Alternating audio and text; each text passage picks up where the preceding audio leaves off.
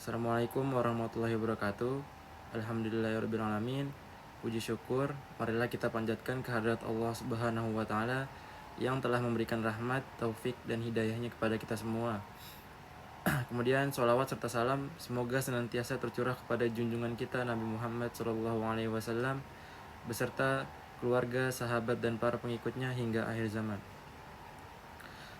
Sebelum saya memulai, kepada yang terhormat Ibu Siti Farhani SMH, izinkan saya memperkenalkan diri. Perkenalkan, nama saya Muhammad Hanif dari Fakultas Hukum Angkatan 2023, ingin menjelaskan tentang KUHP dari pasal 1 sampai 49.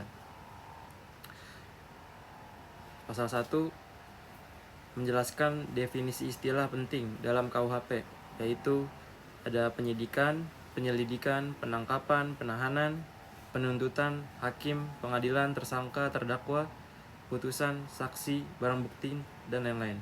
Tujuannya agar tidak terjadi penafsiran ganda dalam penerapan hukum acara pidana. Kemudian yang kedua, pasal kedua, KUHP berlaku untuk semua orang yang melakukan tindak pidana di wilayah hukum Indonesia. Kemudian pasal ketiga, kekuasaan kehakiman dilaksanakan oleh pengadilan negeri, pengadilan tinggi, dan Mahkamah Agung. Kemudian pasal 4-6 mengatur wilayah hukum pengadilan, yaitu ada pengadilan negeri berwenang di wilayah kabupaten kota, kemudian pengadilan tinggi berwenang di wilayah provinsi, kemudian pengadilan berwenang memeriksa perkara yang terjadi dalam wilayah hukumnya. Kemudian kita masuk ke pasal ke-7, menjelaskan wewenang penyidik, antara lain ada menerima laporan, mencari keterangan, memeriksa tempat kejadian, menyita barang bukti, memanggil saksi, menangkap, menahan, dan menyerahkan berkas perkara ke penuntut umum. Kemudian pasal keempat, penyidik wajib menyerahkan hasil penyidikan kepada penuntut umum. Kemudian pasal 9-10 mengatur larangan penyidik melakukan tindakan yang tidak sah. Kemudian menjelaskan fungsi penyelidik, polisi yang ada, bertugas menemukan ada tidaknya tindak pidana. Kemudian pasal 11-14 menjelaskan wewenang penuntut umum seperti melakukan penuntutan, melaksanakan penetapan hakim, mengawasi pelaksanaan putusan pengadilan, dan menghentikan penuntutan bila memenuhi syarat tertentu.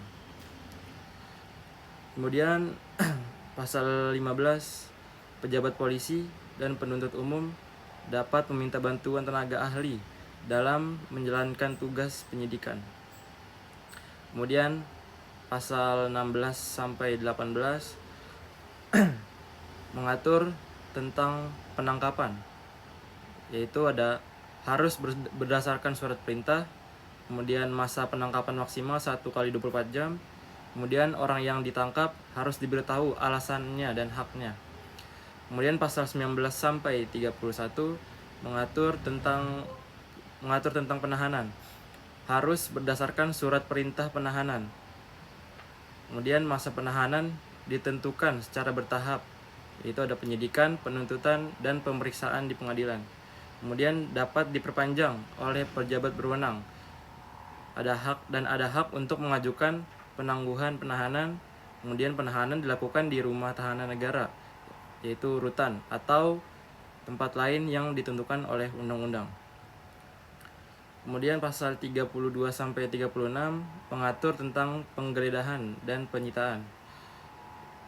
Harus berdasarkan izin tertulis dari ketua pengadilan negeri, kecuali dalam keadaan mendesak. Kemudian barang yang disita harus dibuatkan berita acara. Kemudian barang sitaan dikembalikan bila tidak diperlukan lagi. Kemudian pasal 37-39 mengatur tentang pemeriksaan surat dan pengambilan keterangan yang berisikan surat pribadi boleh diperiksa dengan izin hakim. Kemudian setiap keterangan harus dicatat dalam berita acara. Kemudian pasal 40-43 mengatur perintah membawa dan pemanggilan saksi atau tersangka. Pemanggilan harus sah, tertulis dan jelas. Jika tidak datang tanpa alasan sah dapat dijemput paksa. Kemudian pasal 44 sampai 48 mengatur tindakan hukum terhadap orang sakit jiwa, anak di bawah umur, atau dalam keadaan tertentu, termasuk penanganan benda sitaan yang mudah rusak. Kemudian masuk ke pasal 49 menjelaskan bahwa penyidik, penuntut umum, dan hakim wajib memberi bantuan hukum kepada tersangka atau terdakwa, khususnya bagi yang tidak mampu. Terima kasih, sekian penjelasan dari saya tentang KUHP dari pasal 1 sampai 49. Sekiranya bila ada salah kata mohon dimaafkan. Wabillahi taufiq wal hidayah. Wassalamualaikum warahmatullahi wabarakatuh.